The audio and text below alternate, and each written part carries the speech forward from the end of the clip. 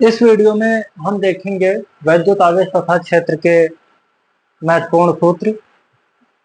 आप copy pen लेकर बैठेंगे और जो भी सूत्र हैं वो नोट करते जाएंगे। साथ ही साथ जब ये सूत्र नोट हो जाएं, सभी लेसन के सूत्र हम आपको देने जा रहे हैं, जब ये सूत्र नोट हो जाएं तो कुछ जगह छोड़िए जिसमें आप अपने हिसाब से नोट्स बना सकें, या हमसे कोई सूत्र छूट गया है तो आपको पढ़ते समय नजर आए तो आप उसको लिख सकें। इसलिए कम से कम 1 से 2 पेज हर लेसन के बाद आप छोड़ दीजिए।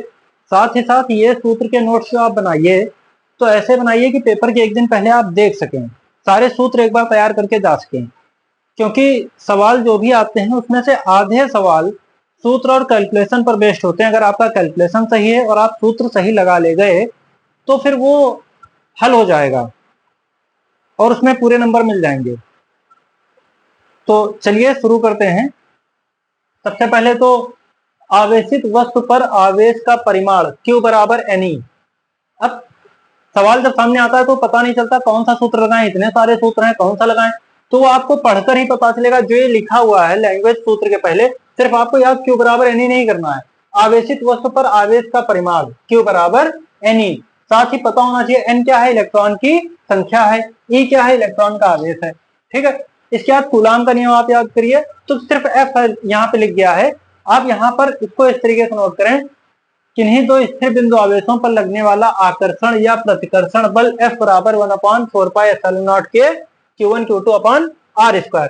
तो यही जो थ्योरी अभी बोली गई है वही आपको सवाल में सूत्र पहचानने में मदद करेगी कि आकर्षण या प्रतिकर्षण बल या वैद्युत बल लिखा हो सकता है। तो F बराबर 1/4πε0 के Q1 Q2 अपॉन R²। अच्छा, 1/4πε0 की वैल्यू क्या होती है? 9 × 10⁹ न्यूटन मीटर स्क्वायर प्रति कूलाम स्क्वायर। Q1 Q2 क्या है? स्थिर बिंदु आवेश है। यही सब लैंग्वेज आपको सवाल में लिखी हुई मिलेगी तो तभी पता चलेगा कौन सा सूत्र लगेगा। R क्या है? आवेशों के मध्य की दूरी है। अगला जो सूत्र है वैद्युत क्षेत्र की तीव्रता। वैद्युत क्षेत्र की तीव्रता E बराबर F/Q0। अब सूत्र को पहचानेंगे कैसे?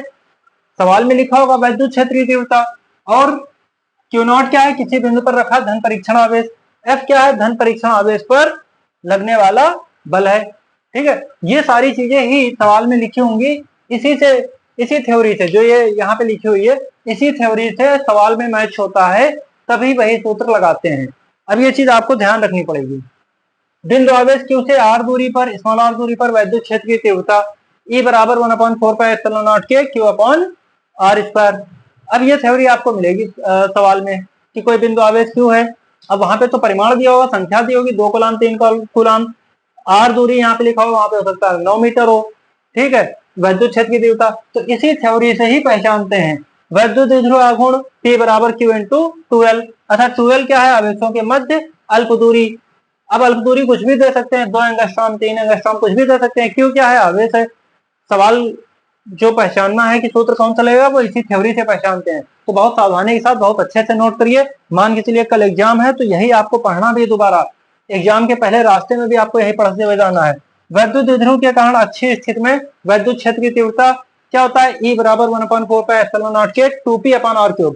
यहाँ पर देखिए ये अच्छी स्थिति में है, अगर ये निरीक्षित स्थिति में होता तो बस ये 2 हटा देते, उसका सूत्र हो जाता है निरीक्षित स्थिति का। अच्छी स्थिति का है तो ये होता है। अब यहाँ पर R क्या है? R द्विध्रुव के मध्य बिंदु से, द्विध्रुव के मध्य बिंदु से उस बिंदु की दूरी जहां वैद्युत क्षेत्र की तीव्रता ज्ञात करनी है। और P क्या है? P है वैद्युत द्विध्रुव आघूर्ण है।